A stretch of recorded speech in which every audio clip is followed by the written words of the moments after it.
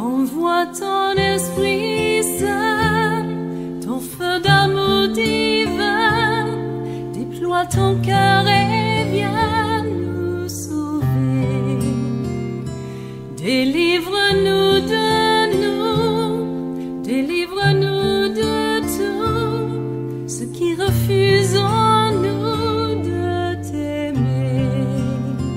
Du sang de ton agneau, déverse-nous le flot des abondantes eaux de ton pardon. Viens inonder nos vies, restaure-nous, guéris ton Église.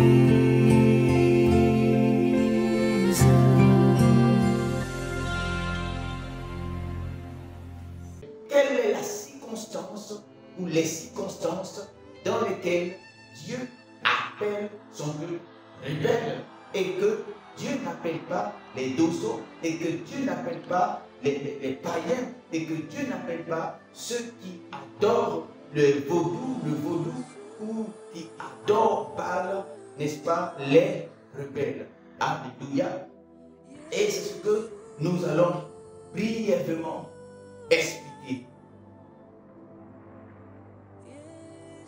Pourquoi ceux qui n'adorent pas le Seigneur ne sont pas forcément vus, ne sont pas forcément qualifiés, ne sont pas forcément appelés rebelles vis-à-vis du Seigneur. Alléluia. La Bible déclare que Dieu châtie ceux qui l'aiment. Dieu, il châtie ceux qui l'aiment. Alléluia. Et avec Israël, avec son peuple, ce que nous avons remarqué, c'est que lorsque Dieu veut châtier Israël, Dieu va susciter, Dieu va amener un peuple barbare contre lui-même, son peuple. Car la main de Dieu va se traduire ou se manifester à travers soit des événements, des catastrophes naturelles où il amène un peuple barbare, n'est-ce pas, contre ses enfants.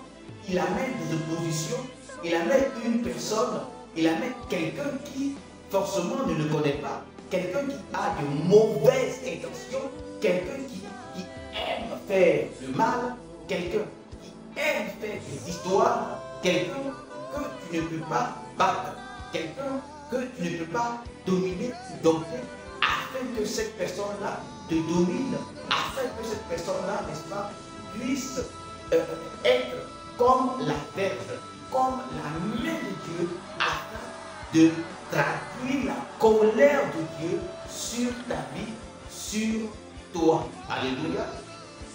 Alors Dieu va susciter Nebuchadnezzar et son royaume Babylone contre lui, son peuple. Et donc, Dieu qui châtie, Dieu châtiant celui qui l'aime, donc quelque part, il y a quelqu'un ou il y a celui qui n'aime pas. Étant donné qu'il veut châtier celui qui l'aime, il utilise celui qui n'aime pas pour châtier alors celui qui l'aime. Alléluia. Et donc, celui qui est vaincu n'est pas forcément parce qu'il est haï de Dieu, parce qu'il est, n'est-ce pas, ennemi de Dieu, mais seulement Dieu veut utiliser cette circonstance non seulement pour le châtier, mais au-delà du châtiment, c'est pour l'enseigner, c'est pour lui parler. Alléluia. Nous-mêmes, nous punissons ou nous frappons nos enfants de temps en temps. Lorsque nous frappons nos enfants, n'est-ce pas, nous punissons nos enfants, c'est pour les amener à comprendre une leçon et à revenir de leur position, de leur posture. Alléluia. C'est pour apporter une éducation que nous châtions et que nous frappons. Nous progéniture. Alléluia. Également, il faut savoir que les païens ne sont pas soumis à la volonté de Dieu, aux exigences de Dieu, aux règles de Dieu, n'est-ce pas, à la parole de Dieu, à la volonté de Dieu. Alléluia. C'est ses enfants, c'est Israël. Ce sont les chrétiens qui sont soumis à la loi, aux préceptes, aux règles, aux prescriptions de Dieu. Alléluia. Par conséquent, lorsque nous désobéissons, lorsque nous ne respectons pas les règles que Dieu nous impose, nous sommes alors dans la désobéissance. C'est pour dire que les païens ne vivent pas, n'est-ce pas, dans la transgression. Je préfère parler de transgression. C'est parce qu'il y a interdiction de notre supérieur. C'est parce qu'il y a, n'est-ce pas, règles et lois qu'on parle d'enfreindre la loi. Les païens n'enfreignent pas la loi de Dieu parce que Dieu ne donne pas des lois aux païens. Les païens vivent comme ils veulent. Mais le chrétien Israël est soumis donc à la loi de Dieu. Vous voyez, dans le jardin d'Éden, Adam, le fils de Dieu, dans le jardin d'Éden, Adam, serviteur de Dieu, était soumis à la loi de Dieu, selon que Dieu lui avait dit de ne pas manger, n'est-ce pas, le fruit de la connaissance du bien et du mal, car le jour où il n'en mangerait, il mourra. Alléluia. Alors, les hommes du monde vivent comme ils veulent. Celui qui est soumis à la règle de Dieu, à la loi de Dieu, à la parole de Dieu, aux exigences de Dieu, c'est lui qui peut les transgresser. Alléluia. Alors, lorsque le serviteur de Dieu, l'enfant de Dieu, le peuple de Dieu transgresse la loi de Dieu, alors le peuple de Dieu est considéré vis-à-vis de Dieu comme étant dans la désobéissance, comme étant dans une rébellion. Dieu peut alors appeler son peuple, n'est-ce pas, ou appeler son peuple, qualifier son peuple de rebelle. Alléluia. Alors, à ce moment précis où Nebuchadnezzar attaquait Israël, Israël était dans une posture de rébellion vis-à-vis de Dieu, et Dieu s'apprêtait à juger, n'est-ce pas, Israël à travers Nebuchadnezzar. À travers Nebuchadnezzar. Alléluia. De même, Dieu peut, n'est-ce pas, châtier son enfant à travers des circonstances données, parce que cet enfant-là vit dans la désobéissance vis-à-vis des règles, des prescriptions, des ordonnances de Dieu. Et Dieu, n'est-ce pas, étant omniprésent, Dieu se comportant comme nous, envers nous comme un père, Dieu nous châtie ceux qu'il aime. Alléluia. Alléluia. Alléluia. Alors nous disons que l'Église aujourd'hui est le peuple de Dieu. Alléluia. L'Église aujourd'hui a le même rôle. L'Église aujourd'hui a la position que hier Israël avait vis-à-vis de Dieu. Alléluia. Et étant donné qu'aujourd'hui Israël s'est multiplié, c'est une image, une métaphore, aujourd'hui le peuple de Dieu n'est plus seulement à un lieu précis.